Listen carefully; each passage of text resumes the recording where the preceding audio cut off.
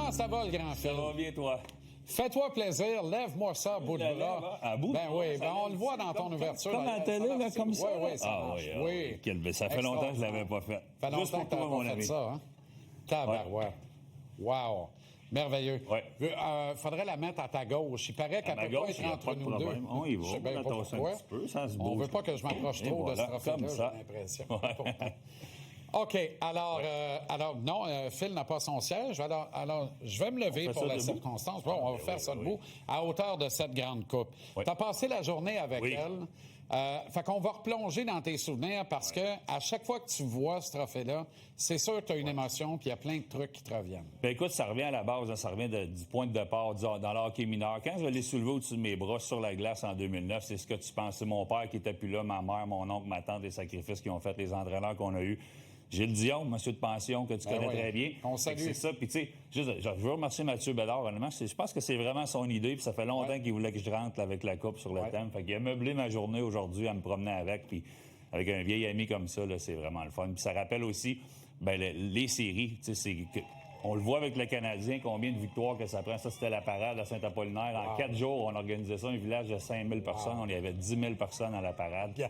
C'est vraiment des beaux souvenirs. Moi, j'ai eu la chance de l'avoir 2 jours. On l'a eu 2 jours pour faire vrai, t'es arrivé quoi, à 7 h le soir, la veille? Au chalet, puis le gardien de la coupe était là. Il nous dit, regarde, je te fais confiance, je vais aller me coucher ce soir. Il y avait déjà eu une coupe de longue semaine. Donc, on l'a eu toute la soirée, toute la journée le lendemain.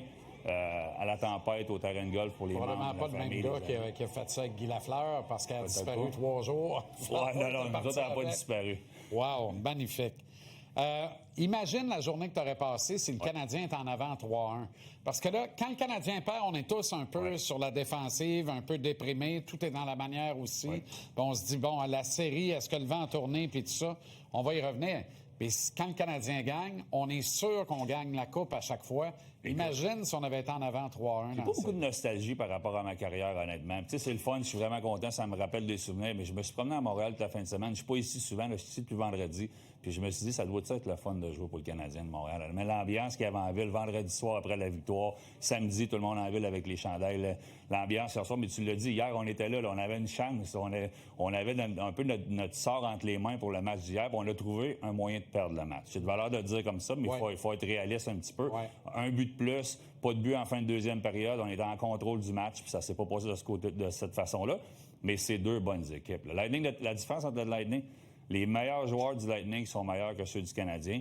Puis on le sait comment gagner. Le Canadien, il faut qu'il apprenne à gagner. Les joueurs du Lightning, il y en a plusieurs qui savent comment faire la différence. Je te suggère que John Cooper le sait aussi comment gagner. Hier, là, quand il retire Sabourin, on est tous comme « Ah, ouais ».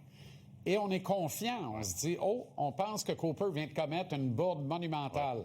Pas du tout.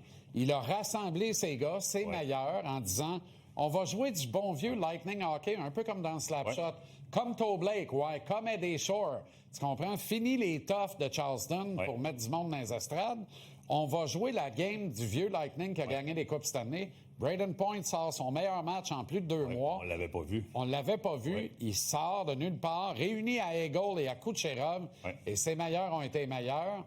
Puis en fin de deuxième, hier, Martin a semblé vouloir porter le coup d'assommoir à 4 contre 4 plutôt que de se replier avec ses éléments plus défensifs, s'en aller dans la chambre à 2-0. Peut-être une erreur importante là, de la part de... À 2-0, c'est la pire avance dans le hockey. En tant qu'entraîneur, je le disais souvent, même en tant que joueur, on se le disait, c'est jamais fini. Mais si tu réussis à ramener ça à 2-0 après 2 périodes, je pense que c'est un match complètement différent. Comme tu dis, moi, Bjorkstrand, je l'aime beaucoup. Je comprenais pas pourquoi il n'était pas dans l'alignement. Sabourin, c'est un meilleur joueur de hockey que le monde pense, mais je pense quand il est dans l'alignement, on prend un peu plus de team toughness. Là, on est revenu à jouer au hockey, on a shaké ça un petit peu sur les trios, ce que j'espère que Martin Saint-Louis va faire. Libre à lui de faire ce qu'il veut avec son top 6, mais j'aimerais ça avoir un petit peu de mouvement parce qu'il a créé un trio pour le match de vendredi, il n'a pas vu ça dans sa boule de cristal. Là. Il a mis 3 joueurs.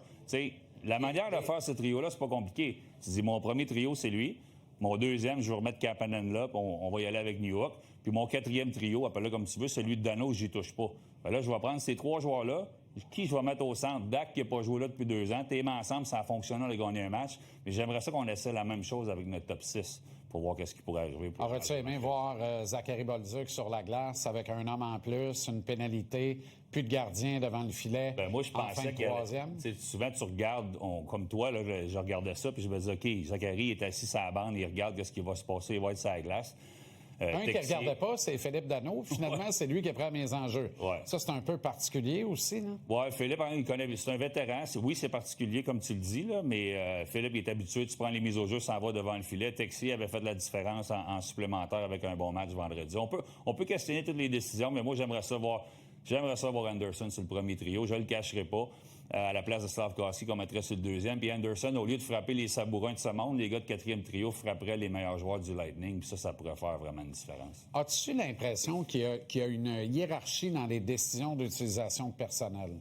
Il y en a toujours un peu dans une organisation, mais on dirait que c'est...